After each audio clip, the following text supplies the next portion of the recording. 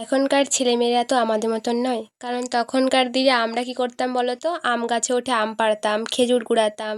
বাস্তবের সাথে তাল মিলিয়ে চলতে গেলে সব কিছুই করতে হয়। যেমন আমার জীবনটা সব কিছু এলোমেলো হয়ে আছে, কোনো কিছু ঠিকঠাক নেই। দিন একটা একটা গোটা দিন পেরিয়ে যাচ্ছে, কীভাবে পেরিয়ে যাচ্ছে বুঝাই যাচ্ছে না। কিন্তু একটা সময় এমন ছিল যে একটা দিন মনে হতো ৩৬৫ দিনের সমান। তো যাই হোক, জানি না কবে একটু সুখের দিন আসবে, সেই চেয়ে বসে আছি। কবে কিছু একটা করতে পারবো, নিজের পায়ে দাঁড়াতে পারবো, জানি না কবে পারবো। ভগবান যদি চায় তাহলে অবশ্যই পারবো। তো যাই হোক, সেজন্য আমি রেডি হচ্ছিলাম, তো রেডি হচ্ছিলাম ডিউটি যাওয়ার জন্য। আর তারপরে যেটা হয় সবসময়, মা বাড়িতে না থাকলে জামা কাপড় গোছানো হয় না, এদিকে সেইদিকে পড়ে থাকে। সেজন্য আমি জামা কাপড়গুলো গুছিয়ে ঠিকঠাক করে রাখলাম। তারপরে চলে গেছিলাম ডিউটি। আর মন খারাপ থাকলে না কিছু ভাল লাগে না, কাজেও মন বসে না। গরম এত, মানে গরমে গরমে মাথাটাও গরম হয়ে যায় সবসময়। সকাল বিকেল রাত দুপুর সবসময় পড়াতে পড়াতে আমি ক্লান্ত হয়ে যাই।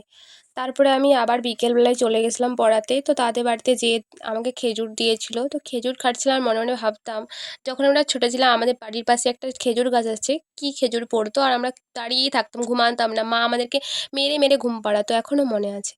তো তারপরে আমি খেজুরটা খেয়ে নিয়ে পড়াতে বসে গেছিলাম আর পড়াচ্ছিলাম। আর এ একটা বদমাশ, একদমের বদমাশ। যেদিন পড়া করে আসবে সব কিছু পড়া করে আসবে, আর যেদিন পড়া করে আসবে না কিছুই পড়া করে আসবে না।